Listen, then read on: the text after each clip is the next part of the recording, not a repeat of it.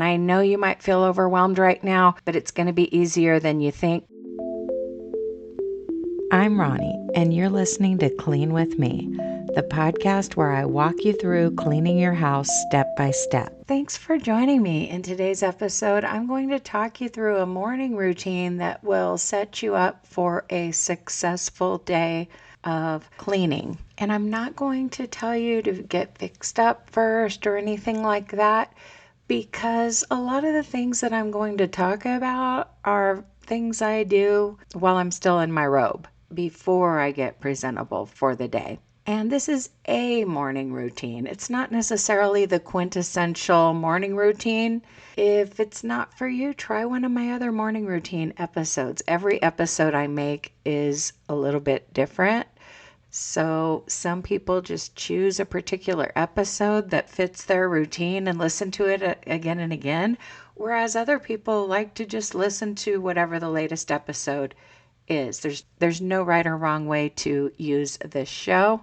But as far as cleaning is concerned, one of the first things I do when I go in to get my husband a cup of juice and make myself a cup of coffee, while that coffee is brewing, and yes, I'm using just a single serve brewer, but while it's brewing, I'll start putting away the clean dishes that are in my drying rack and in my dishwasher. Okay, this is key. Whether you use a dishwasher or hand wash, getting the clean dishes put away in the morning can help set you up for a successful day. Now, I know what some of you are thinking. You've got dirty dishes left over from the night before. You dropped the ball last night. Maybe you drop the ball every night. I understand. But when things are going right and you're able to do the dishes after dinner or before bed, you still have those clean dishes to put away. So whether you have dirty dishes to wash or not, the first thing I want you to do is put away those clean dishes. And you may also be thinking that it doesn't take me long to make coffee. Yeah, it can sit there for a minute because I don't want it that hot anyway. So that's kind of what I do. Rather than sit there and stare at the coffee coming out, I start putting away the clean dishes and then go back to that coffee cup. And I'm not perfect. I'm just taking you through my ideal day. And by the way, there's going to be a part 2 for financial supporters. That's going to be an afternoon routine. And I realize you might work during the day, but you don't work every single day. You have days off. I work outside the home 2 days a week currently. So this afternoon routine that I'm going to be talking about in the sequel is going to be based on my days off. And of course, you can do your afternoon routine in the evening or whenever you feel like doing it. I'm going to give you another minute to put those clean dishes away.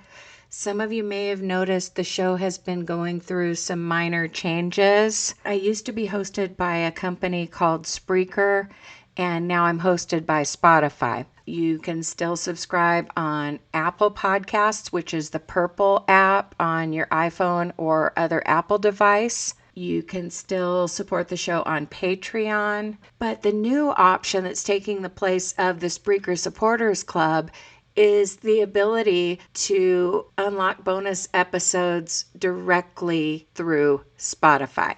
If you're listening on Spotify and you see an episode that's locked, there'll be a little lock symbol.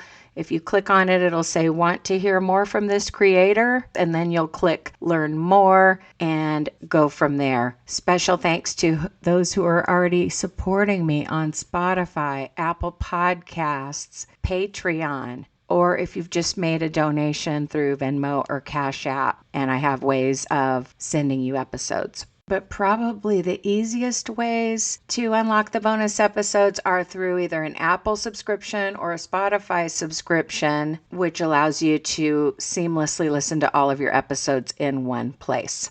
Okay, by now you've put away your clean dishes. If you have dirty dishes from the night before, now's the time to wash those dishes. Now that your dishwasher is empty, or your drying rack is empty, or if you're like me, you empty both of those, now's the time to do a pre-rinse and either start loading the dishwasher or start your first sink load. Maybe you have a dirty pot or pan that sat out all night. Get that filled up with hot water and dish soap. And if it's in really bad shape, like something's burnt on, you can even drop a dishwasher pod in there as a secret weapon.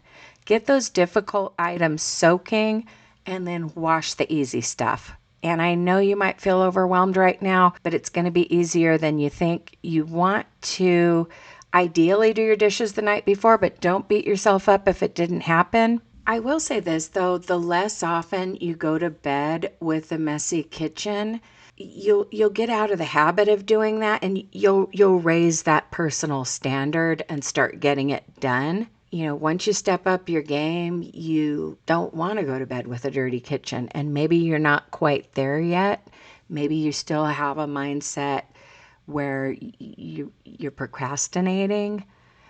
But you do know that dishes are harder to do the longer they sit. The stuff dries on, and the best time to start doing your dishes is while you're cooking dinner. Just be cleaning as you go. Just be washing your dishes while I talk.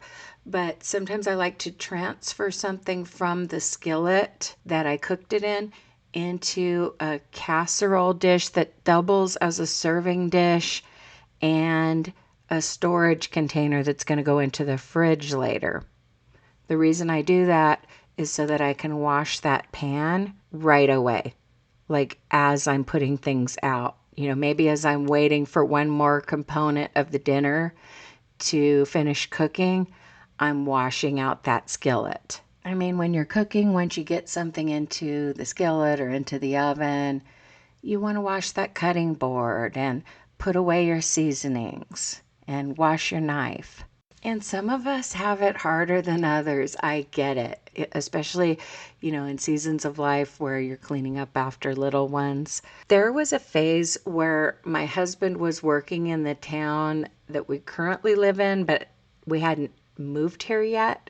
And I was flying out to visit him. My mom would stay with the kids, and then I'd fly out here to visit my husband in his corporate apartment. And it was so easy to cook dinner and then wash 2 plates, 2 forks, 1 skillet, you know, 1 cooking spoon. It was just amazing to me how easy it was to clean up after dinner after years of cleaning up after like 6 or 7 people. And yes, my kids have chores, but my husband and I are the main ones who do dishes. I need to implement yet another chore list. Be working on your dishes while I'm talking. For those of you who've listened to the show for a while, you know that from time to time I change up the chore list. Well, my kids are going back to school soon. I'm already back to school, so to speak. I work at a school, and there are some preliminary work days and things, but my kids haven't started school yet. But I definitely need to adapt the chore list to the school year, and I thought I did that when I created the summer list, but then I decided that I want each of my 2 teenagers who are still living at home to have a day where they do the dishes. And years ago with my older kids, sometimes there would be a struggle with them procrastinating on dishes or working really slowly. And what I've found, and this is just for parents of teenagers or maybe preteens who are, you know, more than capable of doing the dishes, what I've found is when I don't have them do the difficult pots and pans, and I just tell them to wash all the small stuff, the plates, bowls, silverware. They get it done a lot quicker, you know, and then once in a while it's like, you know, my husband and I are out of town. I'll call, I want you to wash every dish, including the pots and pans or whatever. So they know how to do it. But sometimes I just say, wash the small stuff, because you would be amazed at how quickly they pre-rinse things, load the dishwasher, and run it. And then it's so much less overwhelming for me to just walk in there and wash like 1 pot, 1 pan, 1 large cooking spoon. So rather than having to tell them, hurry up, this or that, sometimes I just tell them they don't have to wash the large pots and pans. So I'm probably going to keep that in mind in creating the chore list.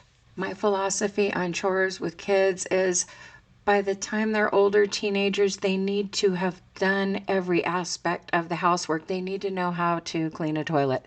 They need to know how to wash dirty pots and pans, all the things. But all of those things don't need to be on their regular chore list. You've got to do what works best for your family.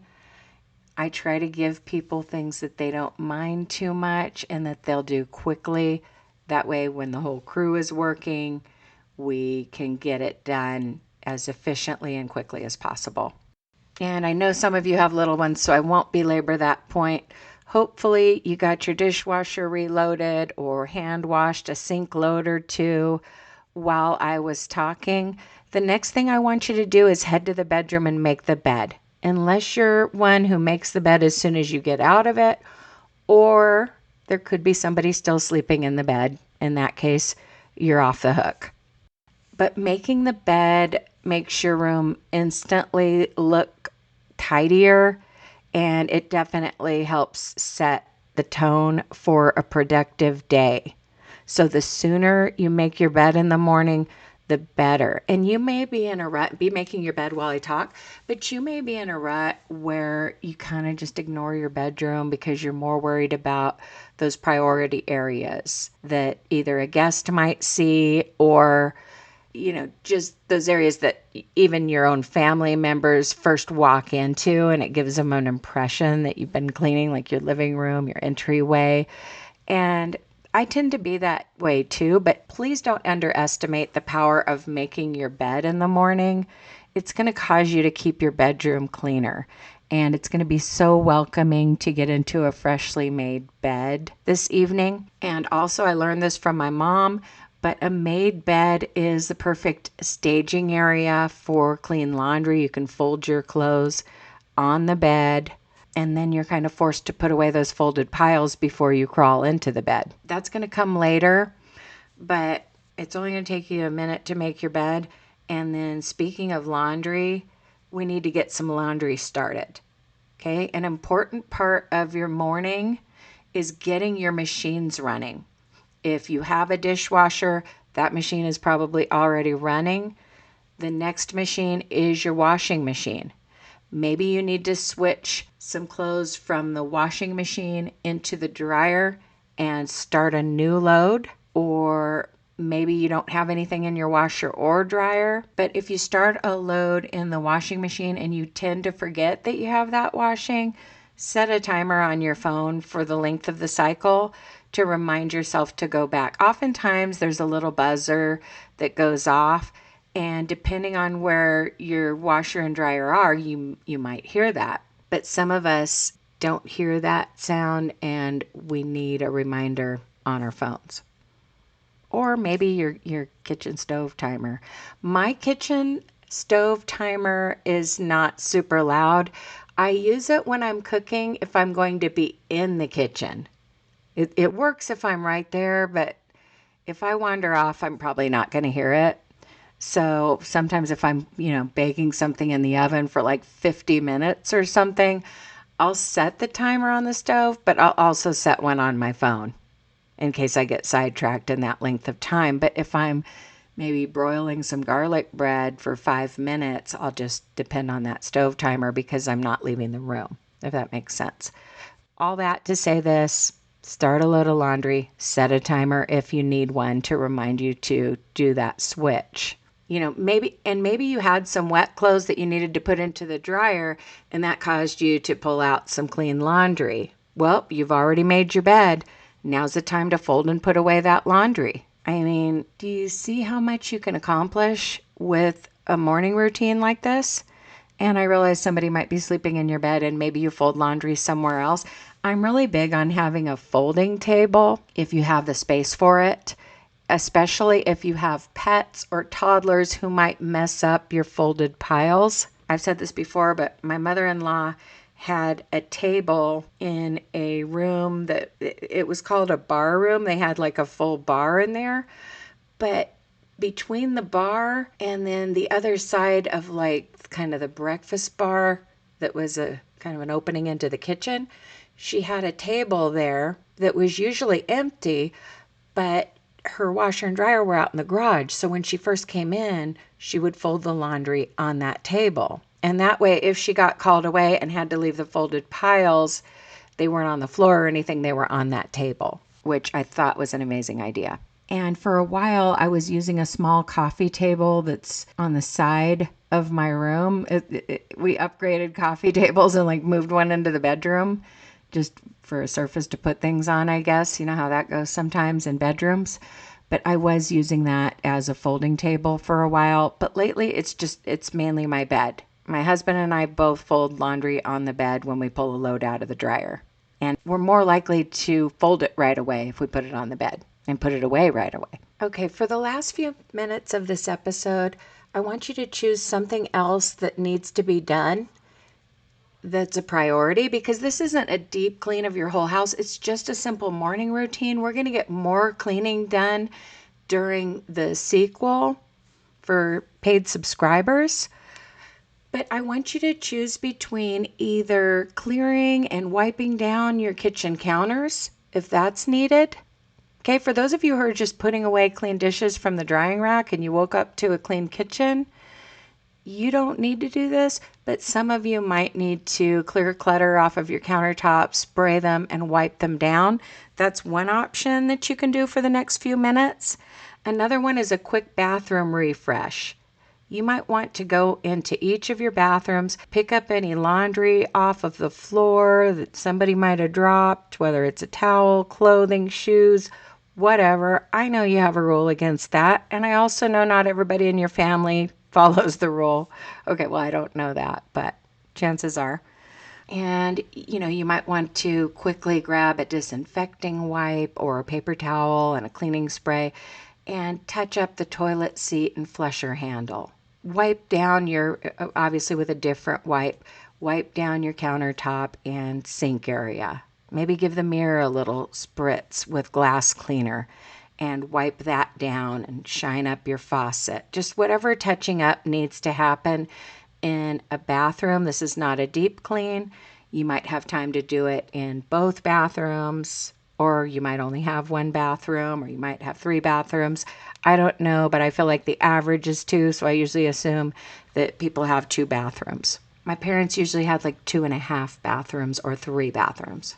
Okay, so maybe you're working on your kitchen countertops, maybe you're touching up bathrooms, or maybe you need to just do a pickup. I had a listener write in and say she needed more time to pick up.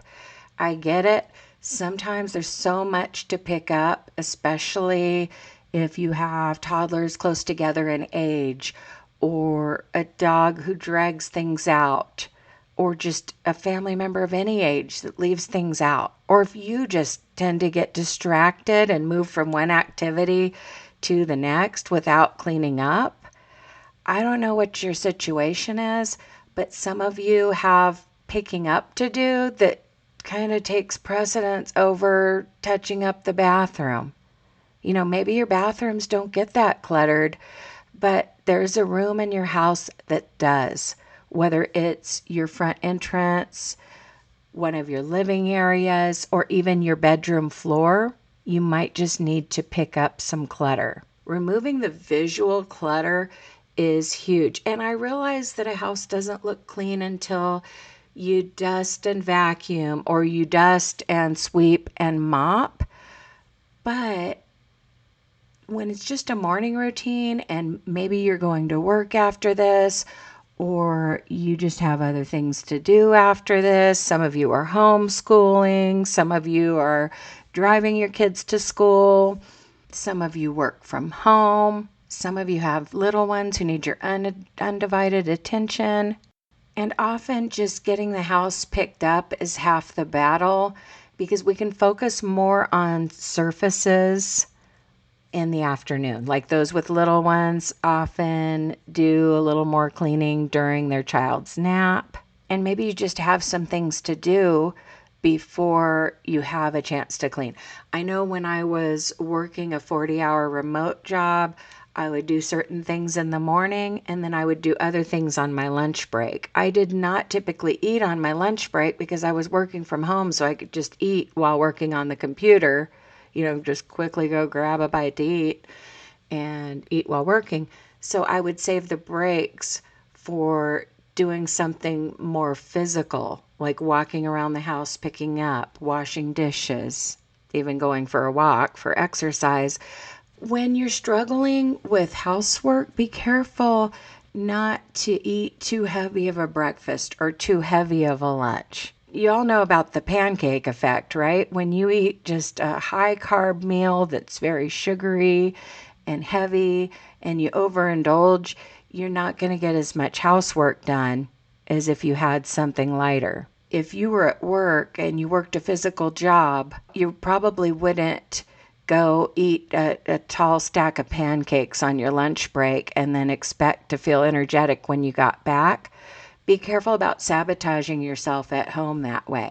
Even if you're not watching calories or whatever, everybody needs to kind of learn what makes them feel good. I learned a long time ago that I don't do well if I have sweets in the morning, like a donut or pancakes. And a doctor told me when you have a real sweet breakfast like that or high carb breakfast that you needed to include a protein with it. That worked wonders with how I felt after eating breakfast. And there's no one size fits all as far as the ideal breakfast or lunch. Everybody's a little different, but every adult should know what their ideal breakfast is that will allow them to have a productive morning routine. You might be able to go heavier after lunch because you might have some time to let your food settle, but often in the morning, we're racing the clock. Maybe we want to get the house clean before we leave to drop kids off at school or leave for work or do some other activity at home. And there's just not time to eat a heavy breakfast that drags you down. Maybe save that for a Saturday morning. When I was growing up, we ate cereal in the morning, and some of you are like, oh, cereal's not healthy or whatever. But when I was growing up, we ate cereal every morning. But then my mom would cook breakfast typically on Saturdays and Sundays. That's when we'd have a heavier breakfast. And obviously for adults, cereal's not always the ideal breakfast. I'm more into cereal as like an evening snack. But simply eating a small portion that has some protein in it in the morning is a game changer for me. Maybe a piece of toast with some avocado and a fried egg, for example. I hope you got a lot done during this episode.